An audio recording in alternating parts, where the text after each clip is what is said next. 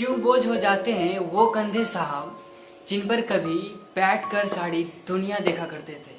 Hi guys, मैं हूँ VK Arya, एक छोटी सी कहानी के साथ। आप इस कहानी को बहुत ही गौर से सुनना और बहुत ही ध्यान से। एक जंगल में एक सेब का बहुत बड़ा पेड़ था।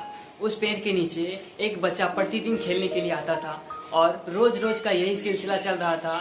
कभी वह डाली पे चढ़ता तो कभी डाली से नीचे जंप करता, तो कभी फल को तोड़कर खाता तो कभी इधर उधर फेंकता, जिससे वह सेब का पेड़ भी बहुत खुश था। उस बच्चे के साथ खेलने में उसको बहुत आनंद आता था। कुछ दिनों बाद वह बच्चा अचानक कहीं चला गया। पेड़ उसका बहुत इंतजार किया और वह यह सोचता रहा कि वो बच्चा अब आएगा, लेकिन बच्चा नहीं आता है और इससे पेड़ बहुत ही उदास हो जाता है। कुछ साल बीतने पर वह बच्चा वापस आता है और पेड़ के पास जाता है। पेड़ उसे देखकर बहुत खुश होता है और उसे अपने साथ टाइम स्पेंड करने को कहता है। पर वह बच्चा इस बार बड़ा हो चुका था। वह कहता है, नहीं, मैं तुम्हारे साथ टाइम स्पेंड नहीं कर सकता क्योंकि मैं बड़ा हो गया हूँ, लेकिन मुझे कुछ पैसे की जरूरत है।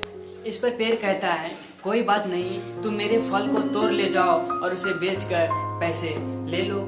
इस पर बच्चा बहुत खुश होता है और वह टहनी पे चढ़ता है और सारे फल को तोड़कर उसे मार्केट में बेच ले आता है और वह पैसे लेकर फिर गायब हो जाता है। पेड़ फिर उसका इंतजार करता है और बहुत इंतजार करता है। वह इंतजार करते करते थक जाता है, लेकिन वो बच्चा फिर से वापस नहीं आता है। फिर से वह पेड़ बहुत उदास हो जाता है। फिर वह लड़का कुछ दिनों बाद आता है, उस पेड़ के पास जाता है। यह देखकर पेड़ बहुत खुश होता है और कहता है, तुम मेरे साथ कुछ टाइम स्पेंड करो, मेरे साथ खेलो, मेरे साथ कूदो।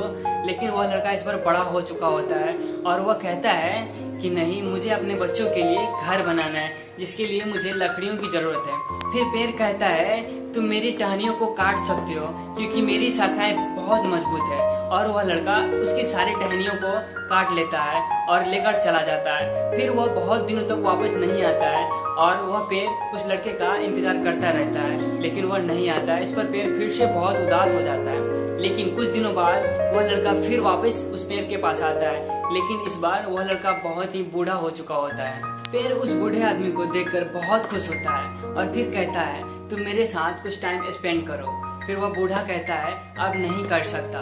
इस पर पेड़ कहता है, अब तो मेरे पास देने को कुछ भी नहीं बचा, ना मेरे पास फल है, ना मेरे पास कोई टहनियाँ है जिससे मैं तुम्हारी कोई सहायता कर सकूं। इस पर बूढ़ा आदमी कहता है, अब मुझे कुछ नहीं चाहिए, बस मुझे रहने के लिए कोई एक स्थान चाहिए।